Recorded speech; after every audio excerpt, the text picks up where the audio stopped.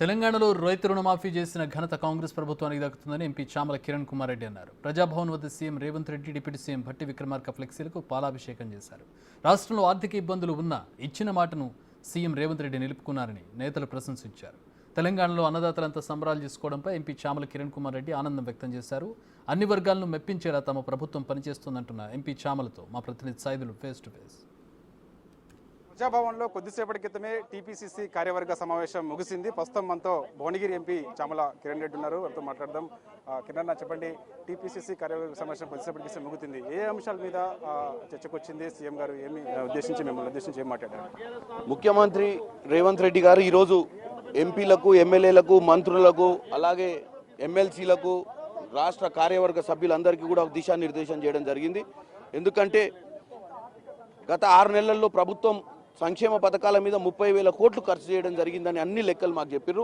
రుణమాఫీని కూడా ఈ రోజు నుంచి మొదలు పెడుతున్నారు. రేపటి నుంచి అన్ని జిల్లాలలో, జిల్లా హెడ్ క్వార్టర్స్ల కలెక్టర్లు దాన్ని లాంచింగ్ చేస్తున్నారు. రుణమాఫీ 5 కూడా చాలా క్లారిటీ తోటి నిన్న కూడా మా పిఆర్ఓలు, మాకు సంబంధించిన స్పోక్స్ పర్సన్స్, లీడర్లు మాట్లాడడం జరిగింది. కానీ ఇన్ని పథకాలు చేస్తున్నటువంటి కాంగ్రెస్ పార్టీపై బురద జల్లాలే, ప్రజలను కన్ఫ్యూజ్ చేయాలన్న ఆలోచనతోటి బీఆర్ఎస్ పార్టీ నాయకులు హరీష్ రావు గారు, కేటీఆర్ గారు ప్రజలను తప్పుదోవ పట్టే ప్రయత్నం చేస్తున్నారు. కానీ పదే పదే చెప్తున్నాం, రేషన్ కార్డు అనేది ఒక యూనిట్, కుటుంబ యూనిట్ కింద తీసుకునే పరిస్థితి ఉంది. ఏ రైతు అప్పు చేసినా 2018 నుంచి 23 వరకు 2 లక్షల వరకు ఆ కుటుంబానికి, ఒక కుటుంబాన్ని యూనిట్ కింద తీసుకుంటున్నాము. ఆ కుటుంబంలో తీసుకున్నటువంటి 2 లక్షల రుణమాఫీని తీరుస్తామని చెప్పడం జరిగింది. కానీ దాన్ని వాళ్ళు ఏదైతే 2014-18లో రుణమాఫీ మీద పెట్టినటువంటి నిబంధనలతోటే మేము కూడా ముందుకు పోతున్నాం.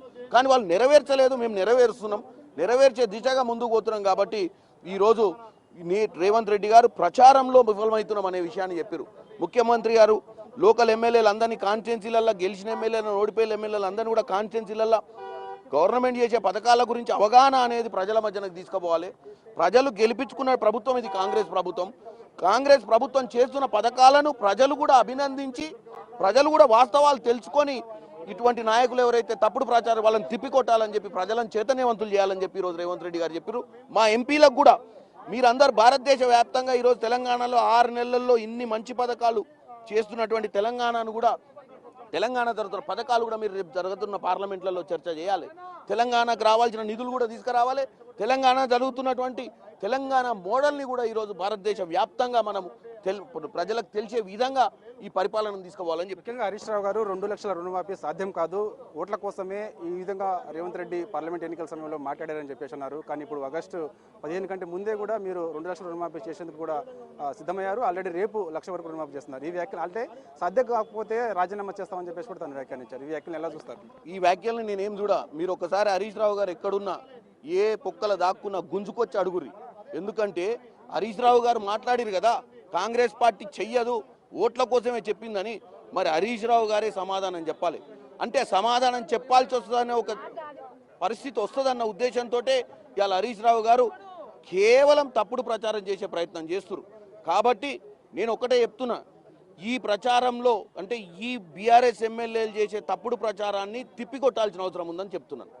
రేపు ముఖ్యంగా మీ పార్లమెంట్ పరిధిలో 4 గంటలకి సంబరాలకు సంబంధించి ఎలాంటి ప్లాన్ చేయబోతున్నారు? మీరు ఎక్కడ పాల్గొనబోతున్నారు? నేను జనగాం కలెక్టర్ గారికి కూడా ఫోన్ చేసిన. ఎందుకంటే జనగాంలో మాకు ఎమ్మెల్యే లేడు. ఈ కార్యక్రమాన్ని జనగాంలో ఉండి పర్యవేక్షణ చేయాలని, లాంచింగ్ కూడా అక్కడి నుంచే స్టార్ట్ చేయాలని ఒక ఆలోచనతో ఉన్నాను. చూస్తున్నాం కదా, కొద్దిసేపటి క్రితమే ప్రజా భవన్లో టీపీసీసీ కార్యవర్గ సమావేశం ముగిసింది. అయితే రేపు ప్రతి గ్రామాన కూడా ఉన్నటువంటి ప్రజాప్రతినిధులు ఎవరైతే ఉన్నారో, ఎంపీలు, మంత్రులు, ఎమ్మెల్యేలందరూ కూడా సంబరాల్లో పాల్గొనాలి. రేపు సాయంత్రం 4 గంటలకి 1 లక్ష రూపాయల రుణమాఫీ వరకు కూడా దాదాపుగా 7,000 కోట్ల రూపాయల వరకు కూడా రైతుల ఖాతాలో జమ చేయబోతున్నాం. కాబట్టి అందరూ కూడా సంబరాల్లో పాల్గొనాలి, ప్రతి ఇంటికి కూడా తెలియపరచాలి అని చెప్పేసి కూడా కొద్దిసేపటి క్రితమే టీపీసీసీ కార్యవర్గ సమావేశంలో ఉన్నటువంటి మంత్రుల్ని, ఎమ్మెల్యేలని, నాయకులను ఉద్దేశించి సీఎం రేవంత్ రెడ్డి మాట్లాడారు. సో అదేవిధంగా ఎంపీ చామల కిరణ్ రెడ్డి కూడా అదే చెప్తున్నారు. వీడియో జర్నలిస్ట్ సినుతో సైదుల్ బిగ్ టీవీ.